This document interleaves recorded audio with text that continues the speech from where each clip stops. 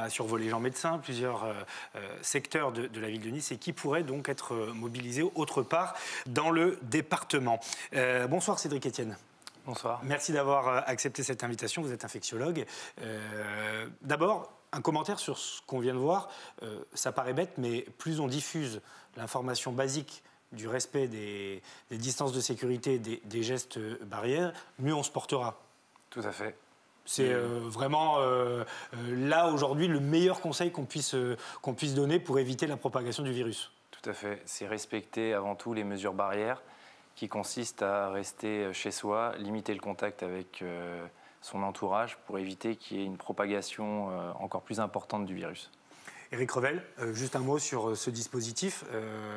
Voilà, c'est assez innovant. On communique par tous les moyens. Oui, bah écoutez, c'est une bonne chose. Hein. La population entend, regarde, écoute, voilà. Bon, c'est un petit côté Star Wars, je trouve. Hein. C'est un petit côté, mais bon, ça va être efficace, je pense, parce que les gens vont peut-être davantage prendre ça au sérieux. Puis on l'a vu, on l'a dit, il y a moins de gens qui se baladent là quand même, hein, sur la Côte d'Azur globalement. Hein. Les gens prennent quand même ça maintenant très au sérieux, je pense.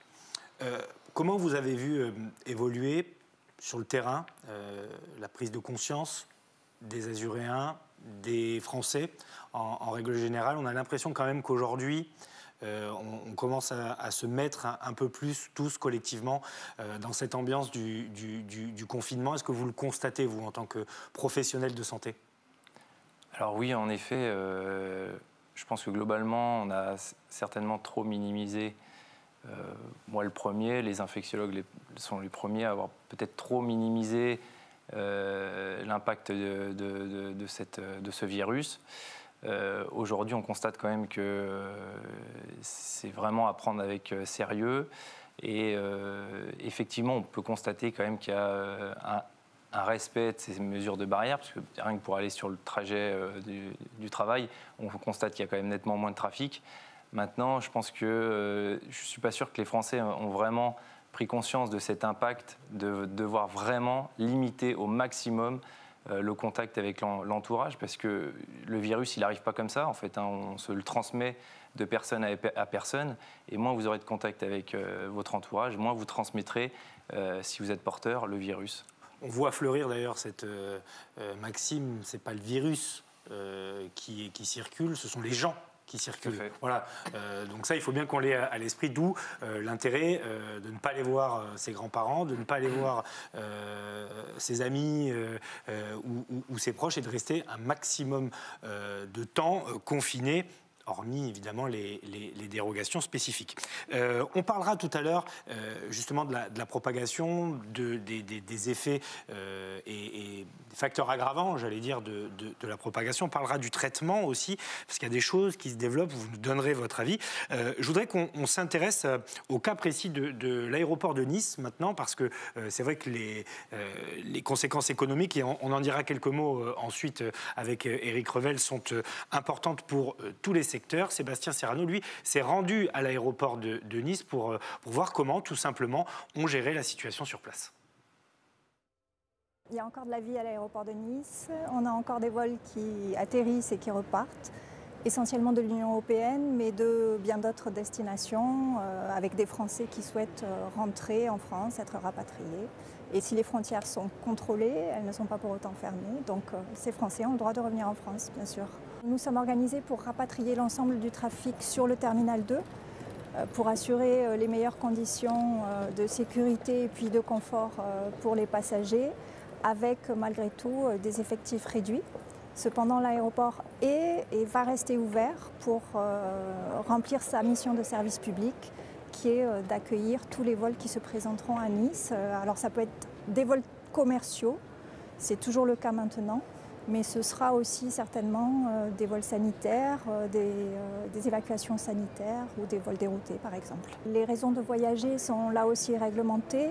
Ça va être pour des raisons familiales, des raisons professionnelles, mais je crois qu'il y a bien peu de gens qui partent pour des vacances par exemple.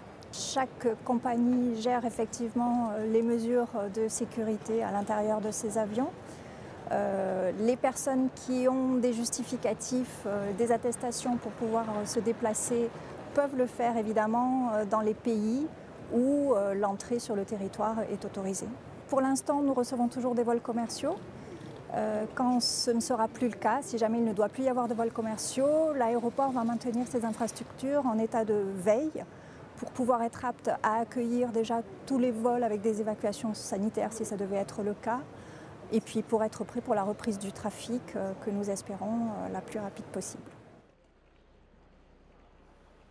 Voilà, la reprise du travail, Éric Revel, Emmanuel Macron en a parlé, il a même tweeté là-dessus en encourageant les Français à travailler, à aller au travail. Ça paraît surprenant de prime abord. Ça paraît surprenant. Il a fait une vidéoconférence avec Édouard Philippe, le ministre des Finances, le ministre des Comptes publics, de l'Agriculture, les ministres concernés par l'économie. Et il a exhorté, on peut le dire, les salariés à aller travailler. Alors en fait, il s'est surtout adressé aux salariés des secteurs qui sont en tension, ceux de la distribution ou ceux du transport. Pourquoi ? Parce qu'évidemment, on voit bien qu'il y a un match, passez-moi l'expression, qui est en train de s'installer entre, d'un côté, le droit à la santé pour les salariés et de l'autre la continuité de l'approvisionnement, notamment de la grande distribution. Et sans doute que l'exécutif a peur que le droit de retrait des salariés se mette en place, y compris dans des secteurs et surtout dans des secteurs en tension comme cela, et que cela pose des problèmes, car si les transporteurs ne transportent plus les marchandises, elles n'arriveront pas au supermarché. Quelqu'un faisait remarquer quelque chose d'assez simple. Si vous produisez les fameux gels hydroalcooliques dont on a besoin. Si le secteur du carton et de l'emballage, ces salariés sont en droit de retrait, vous aurez vos flacons, mais vous n'aurez plus de quoi les expédier aux pharmacies et aux autres destinataires. Donc c'est surtout à ces salariés, je pense, que le président de la République s'adressait, c'est-à-dire assumer cette responsabilité. Il a parlé de responsabilité civique des forces économiques dans le respect, évidemment, des règles sanitaires. Et une task force économie aussi. On imagine qu'il y a une volonté aussi de... Ça, c'était la vidéoconférence. Voilà, de limiter les impacts, évidemment, de cette crise. Édouard Philippe a dit cet après-midi que ça serait massif et brutal, ouais, le ralentissement de l'économie française. Forcément, ça, on s'y attend. Édouard Philippe, Emmanuel Macron, qui a annoncé aussi 5 à 10 milliards, 5 milliards sur 10 ans pour la recherche. On y reviendra tout à l'heure parce qu'on se projettera aussi sur la saisonnalité hypothétique de ce virus. Autre élément économique, Éric Revel, Christine Lagarde, qui elle aussi a fait des annonces. On va vous montrer également un tweet, alors en anglais, mais le chiffre est saisissant, c'est 750 millions. Oui, alors là, milliards. Alors la présidente de la Banque Centrale Européenne s'exprime en anglais, puisqu'elle est présidente de la Banque Centrale Européenne, Christine Lagarde, ancienne directrice générale du FMI, et elle dit ça, elle dit « Les temps extraordinaire réclame une action extraordinaire, donc 750 milliards d'euros mis sur la table par la Banque Centrale Européenne, essentiellement pour aider les États qui vont évidemment accumuler de la dette, mais aussi aider les entreprises. C'est donc évidemment massif, et bien que ce soit un petit peu marginal, c'est la première fois depuis plusieurs jours que les marchés financiers qui avaient beaucoup plongé reprennent un peu de hauteur, puisque par exemple la Bourse de Paris a regagné 2,77% ce soir. C'est lié évidemment à ces plans qui s'accumulent, et celui de la BCE était très attendu. La première sortie de Christine Lagarde sur la question du Covid-19 et de l'aide de la BCE avait été assez mal prise, et d'ailleurs Emmanuel Macron avait taclé Christine Lagarde lors de cette première intervention. On est en ligne avec Cyril Huet depuis Marseille, depuis les Bouches-du-Rhône en tout cas, pour évoquer la situation dans les prisons françaises. Cyril Huet du syndicat des surveillants pénitentiaires. Il y a eu une petite alerte à Grasse. Est-ce qu'aujourd'hui, bonsoir tout d'abord, merci d'être avec nous. Est-ce qu'aujourd'hui la situation dans les prisons de notre région est préoccupante ou est plutôt calme ? Alors bonsoir. Écoutez, pour faire un point sur la région, effectivement, on a eu un petit incident il y a quelques jours sur la maison d'arrêt de Grasse.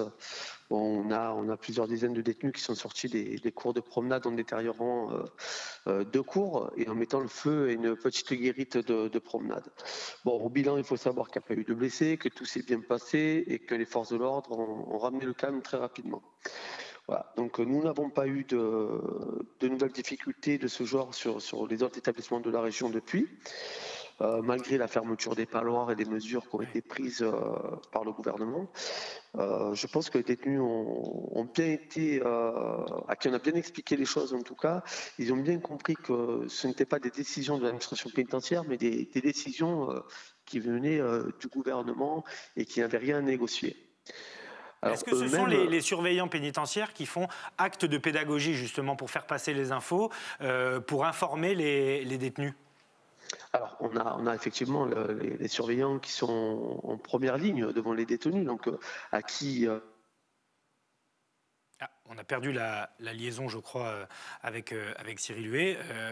Bon, évidemment, c'est une situation qui préoccupe, hein, celle dans les prisons, Éric Revel. Ben oui, forcément, parce que dès l'instant, alors on parle de confinement, mais alors pour le coup, à l'insu de leur plein gré, si j'ose dire, les détenus, ils sont extrêmement confinés, parce qu'en général, ils se retrouvent à 3 dans une cellule de 9 mètres carrés. Alors, ils ont été jugés et ils sont en prison pour des raisons, hein, c'est pas ce que je dis, mais du coup, on voit bien que ce confinement, cette ultra-promiscuité peut les alerter. On a vu dans d'autres pays, hein, comme l'Italie, où vous avez eu des mouvements de détenus assez forts qui ont cassé des portes pour sortir de la prison, parce que psychologiquement, évidemment, être enfermé lorsqu'un virus se balade comme ça, c'est toujours la crainte d'avoir cette maladie.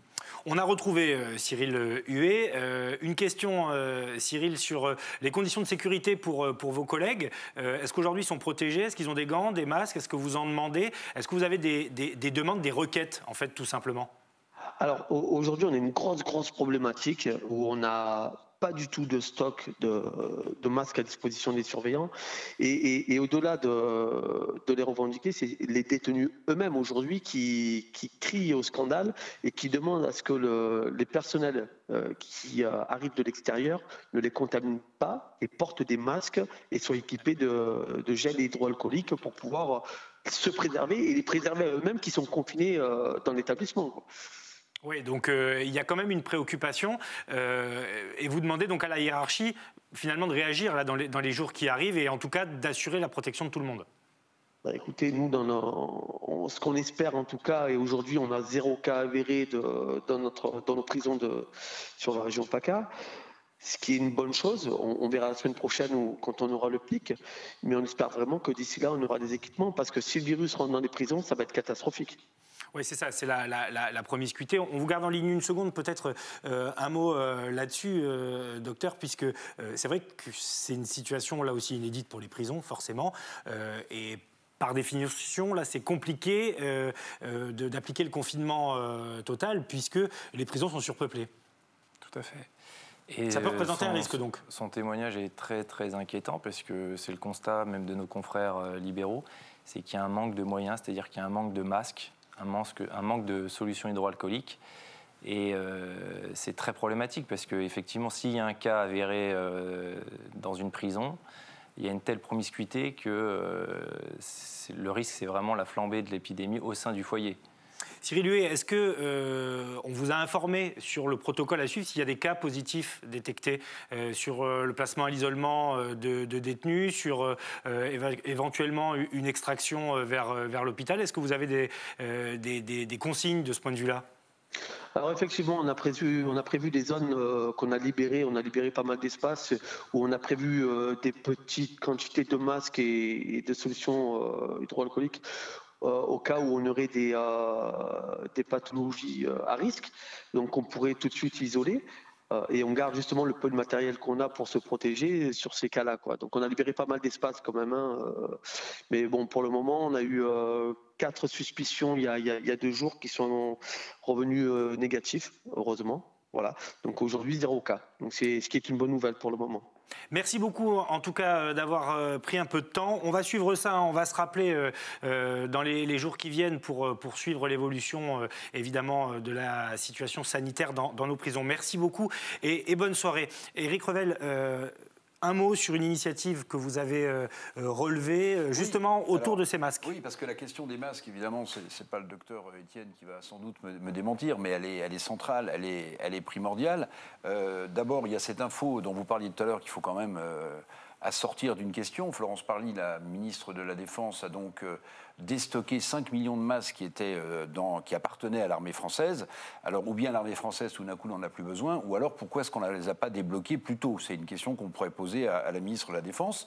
Et puis, il y a cette entreprise, alors c'est une entreprise de la Loire qui s'appelle les Tissages de Charlieu. C'est 70 salariés, donc c'est une PME avec 80 métiers à tisser, et qui a mis au point, alors vous allez peut-être nous dire si médicalement ça a du sens, un masque lavable à base de polyester et de coton. Alors on lave avec un détergent classique, dit l'entreprise des tissages de Charlieu. On repasse ce masque avec un fer à repasser et il est donc réutilisable. Cette PME promet de produire quand même 100 000 masques quotidiennement à partir de la semaine prochaine. Docteur Étienne, est-ce que des masques lavables, ça vous paraît sérieux et envisageable? Non. Alors c'est une bonne initiative de leur part. Ça sera uniquement en dernier recours si vraiment on n'a plus rien du tout. Mais à ce jour, ce n'est absolument pas recommandé. Ça ne respecte pas les règles d'hygiène de la Société française d'hygiène hospitalière. Donc non, ce n'est pas du tout envisageable en l'état actuel. Une question sans doute idiote, mais aujourd'hui, pourquoi on n'est pas capable de produire en urgence ces masques? Peut-être que c'est le cas, peut-être que c'est plus long que ce que je pense, mais on peut s'imaginer que voilà, on pourrait faire tourner à plein les usines de fabrication. Il y a une explication médicale à ça, parce qu'il faut les tester, parce que on est peu d'informations là-dessus. Exactement. Honnêtement, je n'ai pas vraiment d'informations. Pour moi, ce n'est pas une réponse médicale que je vais vous donner, c'est une réponse économique. Ça fait des années et des années que l'industrie textile en France a été laminée au profit de la mondialisation. Aujourd'hui, qui produit les fameux masques? C'est la Chine. Chinois. Voilà. C'est la Chine. Donc, dès l'instant où la Chine est tombée dans cette épidémie et a fermé toutes ses entreprises, elle a bloqué notamment la fabrication des masques. Et comme nous, on avait envoyé en plus quelques tonnes on a envoyé en partie les nôtres, puisqu'on nous en renvoie 1 million de la part de la Chine. En fait, l'usine du monde s'est arrêtée, puisqu'on n'a quasiment plus d'industrie textile en France, et du coup, nos masques, on ne peut plus les fabriquer. Mais voilà, merci pour c'est une explication. Mais elle n'est pas médicale. Mais elle est en tout cas logique, elle paraît cohérente, et c'est vrai que de toute façon, la Chine a été capable de nous envoyer 1 million de masques là tout récemment, donc effectivement, il doit y avoir plus qu'une part de vrai dans ce que vous dites. Médicalement, docteur, il y a plusieurs pistes qui se développe. On va entendre tout à l'heure le professeur Raoult, vous nous donnerez votre avis. Est-ce qu'aujourd'hui, on avance, on progresse, on a des pistes qui paraissent sérieuses ou pas? Oui, concrètement, on a des pistes. Maintenant, à ce jour, il n'y a aucun traitement qui est officiellement recommandé dans le traitement du coronavirus. Il y a différents essais thérapeutiques qui sont en cours, voire des essais même internationaux qui vont se mettre en place. Vous voulez sous-entendre l'étude sur l'hydroxychloroquine du professeur Raoult, qui concerne un très nombre restreint de cas, et c'est des données qui sont tout à fait préliminaires. Donc c'est impossible aujourd'hui de statuer sur une prise en charge avec ce type de traitement. Alors, on va l'écouter. Il va nous expliquer le protocole qu'il a appliqué. Effectivement, il explique que c'est sur un petit nombre de cas. Je vous propose d'écouter donc Didier Raoult, et puis on en parle ensuite ensemble sur ce plateau.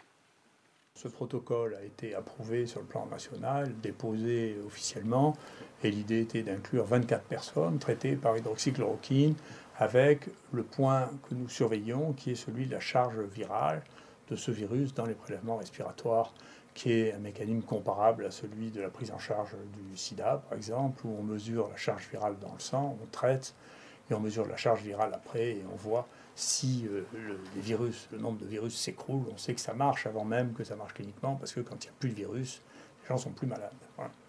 Donc on a pris une démarche qui est une démarche du 21e siècle. On a fait ça, on teste les gens, on leur donne les médicaments, on regarde si ça diminue, et donc on s'était donné comme limite 6 jours pour savoir si au 6e jour, les gens n'avaient plus de virus après ce traitement, compte tenu du fait que le portage viral rapporté par les Chinois est en moyenne, maintenant on le sait, c'est un travail qui vient d'être publié, de 20 jours. Donc on prenait une marge très importante entre 6 jours et 20 jours. Par ailleurs, pour la prise en charge des gens qui sont malades, on sait depuis longtemps qu'il y a des surinfections bactériennes qui jouent un rôle dans la sévérité de la maladie. On sait que c'est de ça dont sont morts la plupart des gens qui ont souffert de la grippe espagnole. Et il y a un travail qui était très important, qui a été publié dans un journal qui s'appelle le JAMA, qui montre que l'azithromycine, dans les infections virales, chez l'enfant, améliore le pronostic, diminue la durée d'hospitalisation. Et donc, nous avons pris l'habitude, qui est notre habitude clinique, d'ajouter l'azithromycine chez les patients qui étaient malades par ailleurs à l'hydroxychloroquine. Et donc, au bout de 6 jours, ce que l'on a constaté, c'est qu'il y avait une différence très significative entre les gens qui étaient traités et non traités, la présence ou pas de virus, et d'autre part, ce qui a été une relative surprise, je dis relative, j'expliquerai pourquoi, les gens qui avaient pris de l'hydroxychloroquine plus de l'azithromycine avaient une réaction qui était encore plus spectaculaire, puisqu'ils étaient pratiquement tous curés de la présence du virus au bout de 6 jours. Docteur, il faut prendre ça avec beaucoup de précautions, selon vous. Vous pouvez nous expliquer pourquoi quels sont les critères objectifs qui font qu'aujourd'hui, on doit quand même ne pas tirer de conclusions hâtives? Déjà, ça concerne 24 personnes. Difficile de statuer sur une étude comme ça. Le critère principal, c'est diminution de la charge virale, donc très bien, ça marche. Maintenant, ce n'est pas une étude qui respecte les règles de l'art et le nombre de personnes est trop court, donc trop faible. Et on ne peut pas statuer sur une prise en charge générale de tous les... Et puis ça concerne surtout des cas graves. On ne traite pas toutes les personnes symptomatiques, les formes légères, on ne les traite pas. Et aujourd'hui, il n'y a aucune recommandation de nos sociétés savantes sur la prise en charge de cette infection. Là, il parle d'un produit, pardonnez-moi, c'est sans doute pas la bonne expression, qui est dérivé de la chloroquine. Oui, c'est l'hydroxychloroquine. Ok, il ne parle pas de la chloroquine, parce que vous l'avez sans doute vu, ce soir, Donald Trump, le président américain, approuve le recours à la chloroquine. Il a demandé à l'organisme, à la FDA américaine, doit bien regarder tout ça, mais il approuve officiellement et il dit qu'ils vont pouvoir traiter immédiatement les malades. Alors, il y a des effets secondaires, mais là, on parle d'un autre produit. La chloroquine, qui est un médicament contre le paludisme et l'arthrite, je crois. Ce médicament-là, qui est commercialisé, qui existe, qui est une prophylaxie du paludisme comme le Lariam ou la Nivaquine, est-ce que ce médicament-là peut ouvrir, d'après vous, des pistes au traitement des cas sévères du Covid-19? Que ce soit chloroquine ou hydroxychloroquine, c'est à peu près la même chose, c'est 2 antipaludéens. À ce jour, je le répète, vraiment, il faut prendre ça avec beaucoup de recul. Il n'y a aucune donnée suffisamment béton pour instaurer une prise en charge globale de tous nos malades sévères. On le fait en réanimation chez des cas sévères où on n'a pas le choix. Il y a éventuellement d'autres alternatives thérapeutiques. Il n'y a pas que l'hydroxychloroquine ou la chloroquine qui peut être instaurée dans le cadre du traitement. Mais aujourd'hui, on ne peut pas se permettre de généraliser ça, en France en tout cas. On suscite de faux espoirs. Alors, oui, tout à fait. Aujourd'hui, on n'a aucune donnée suffisante. C'est impossible de dire. Là. Et le risque, c'est que les gens se ruent sur le plaquenil, donc cet antipaludéen, l'hydroxychloroquine. Qui est en vente libre ? Qui est c'est sur ordonnance. Oui, sur ordonnance, oui, voilà. Oui, tout à fait, ouais. Parce que, face de l'automédication. D'une part, on a un risque de pénurie, parce qu'on a quand même des patients qui ont des maladies inflammatoires chroniques, comme le lupus, par exemple, qui peuvent être traités par plaquenil. Et le risque, c'est que si tout le monde se jette sur le plaquenil, c'est qu'on ait une pénurie pour ces malades. Alors oui, effectivement, voilà, beaucoup de prudence, de précaution. Combien de temps pour obtenir, selon vous, alors je sais que c'est une question de non-initiés, de profanes, mais à quel horizon on peut penser sérieusement avoir des résultats fiables pour au moins un traitement, je ne parle pas de vaccin, mais pour au moins un traitement, c'est plusieurs mois a priori. Oui, c'est plusieurs mois, ouais. Oui, tout à fait. Oui, il faut avoir plus de malades, il faut des essais comparatifs, et on n'aura pas les données avant plusieurs mois. On aura ces données-là bien après la fin de l'épidémie. Donc c'est un message qu'on peut passer aussi, ne pas attendre là d'ici la fin du mois de mars ou au début du mois d'avril un remède miracle qui ferait son apparition sur. Alors sur le marché ou qui est déjà sur le marché mais qui fonctionnerait. Comment vous observez, vous, en tant qu'infectiologue, la propagation de ce virus et, j'allais dire, sa constitution, parce qu'on a longtemps comparé ça à une grippe, une mauvaise grippe. En réalité, c'est différent. Je crois que c'est quand même complètement différent. Alors effectivement, on a un peu minimisé sur une sorte de grippette, on va dire ça comme ça. Non, effectivement, aujourd'hui, on constate que c'est une infection beaucoup plus sévère. En France, les 2/3 des personnes qui sont en réanimation ont moins de 65 ans, alors avec des problèmes de santé, c'est-à-dire des comorbidités, des pathologies chroniques. On ne s'attendait pas quand même à ce qu'il y ait autant de sujets, on va dire, relativement jeunes, qui soient autant impactés. Et on voit des trentenaires, des quarantenaires. Alors c'est essentiellement la fourchette 50-70 ans. Avec des pathologies. Avec des pathologies chroniques. C'est-à-dire du diabète, c'est-à-dire de l'obésité. Vous êtes jeune, vous avez une maladie respiratoire type asthme sévère, vous êtes clairement à risque de faire une infection sévère et d'aller en réanimation. Et ça, on le voit, on le constate. De même que les patients obèses, en surpoids, ont plus de risques de faire une infection compliquée et d'être en réanimation. Il y a eu des cas de gens bien portants aussi, où on n'explique pas le basculement vers la forme sévère. Alors, c'est minoritaire, pas là pour affoler les gens, mais ça existe. Oui, ça existe. Puis c'est comme pour la grippe. Ouais. Là, je fais le parallèle avec la grippe. On le constate même cette année. Il y a en réanimation des personnes qui font des infections grippales, qui n'ont aucun problème de santé et qui sont jeunes. Ça, c'est tous les ans, c'est le cas. On ne connaît pas toutes les pathologies dont on est l'objet. Alors oui, d'une part, et après, il y a des jeunes qui font des formes graves et malheureusement, chaque année, on le constate et c'est pour ça qu'il faut insister sur la vaccination antigrippale, qui est avant tout la meilleure prévention, même si elle n'est pas à 100% efficace, c'est la meilleure prévention contre ce type d'infection. J'aimerais vous poser une question beaucoup plus large qui me taraude depuis le début de cette épidémie. Si je caricature un peu, il y a 3 stratégies dans le monde suivies par des pays différents. Il y a la Corée du Sud, qui apparemment s'en tire pas trop mal.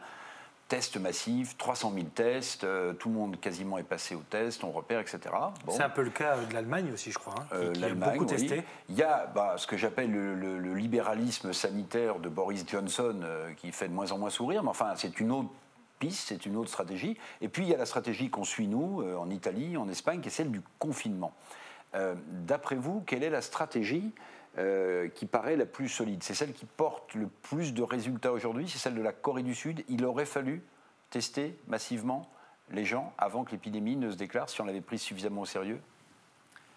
Alors oui, il aurait fallu tester au maximum les personnes qui présentaient des tableaux cliniques compatibles avec ce type d'infection pour vraiment identifier les cas positifs et confiner de manière très stricte ces personnes pour éviter qu'elles contaminent leur entourage.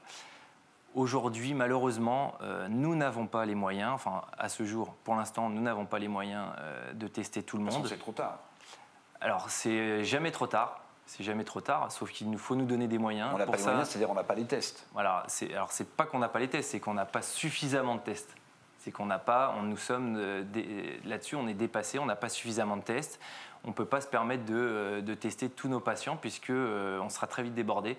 On n'a pas assez d'écouvillons, on n'a pas assez de machines. Voilà. Là-dessus, c'est clair. Donc, c'est pour ça qu'on a dû cibler. Après le prélèvement, pour avoir une réponse Alors concrètement, c'est pareil.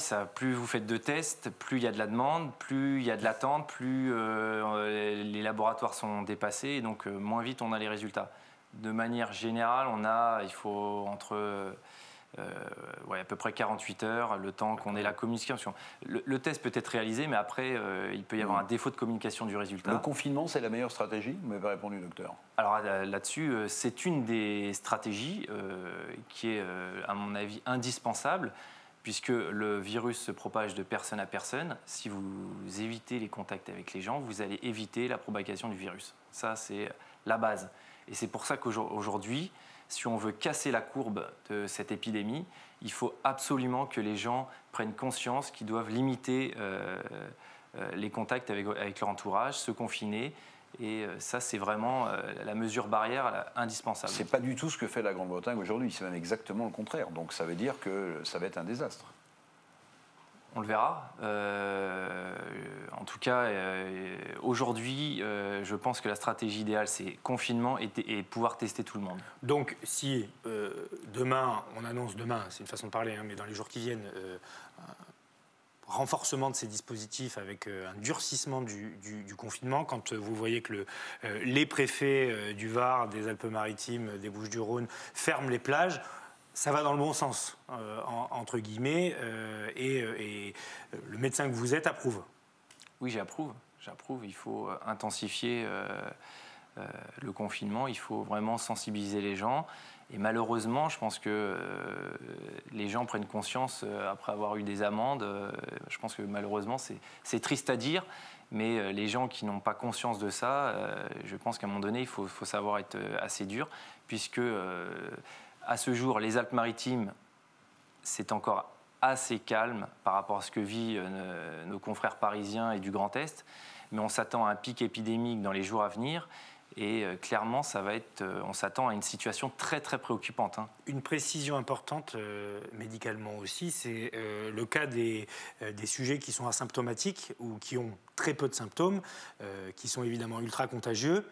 Donc, si on ne ressent pas de symptômes, ça ne veut pas dire qu'on n'a pas le coronavirus et qu'on n'est pas contagieux. Et les enfants également sont des vecteurs. Donc là aussi, voilà pourquoi on vous conseille de rester confiné, même si vous vous sentez en bonne santé. On peut le rappeler, c'est important. Oui, tout à fait. C'est pas parce que vous n'avez pas de symptômes que vous n'êtes pas porteur du virus.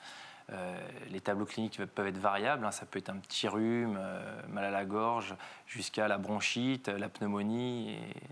Et donc, de manière générale, plus vous êtes symptomatique, plus vous allez être contagieux, plus vous allez tousser, plus vous allez relarguer des particules, plus vous risquez de vous contaminer vos mains et donc l'environnement.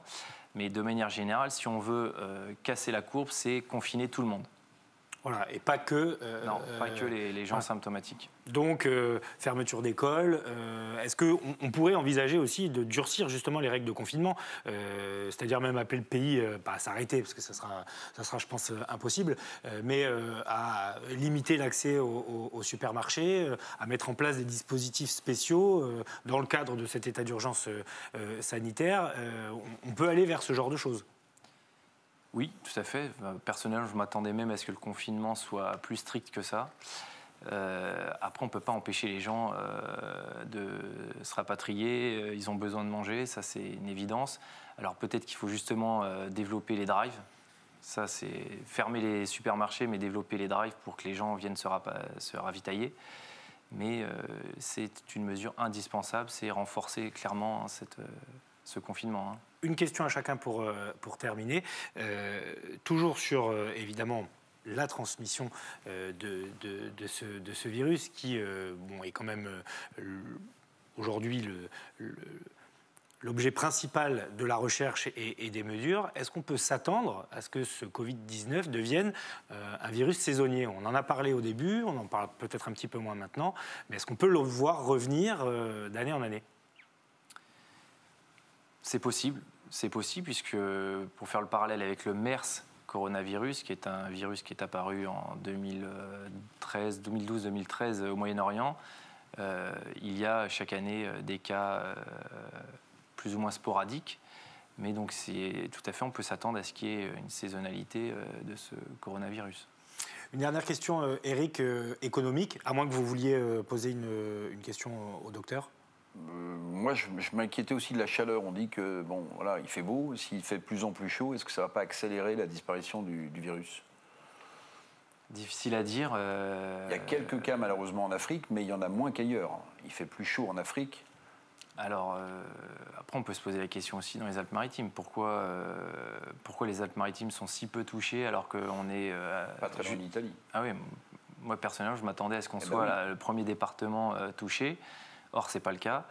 Est-ce que, effectivement, le fait qu'il se fasse plus chaud dans les Alpes-Maritimes par rapport à d'autres régions, je ne sais pas vraiment, mais En tout cas, ça n'empêche pas quand même qu'il y a la propagation du virus au sein des Alpes-Maritimes. Chaque jour, on a davantage de cas, donc néanmoins, le fait qu'il y ait des beaux jours, ça n'empêche pas qu'ils circulent. Merci à tous les deux, on n'a plus le temps. On est arrivé au bout de cette heure d'émission spéciale. Merci, docteur Etienne, en tout cas, d'avoir livré ces précieux conseils. Distance de sécurité, vous le voyez, on est à plus d'1 mètre ici sur ce plateau. On se passe régulièrement les mains au gel hydroalcoolique ou au savon.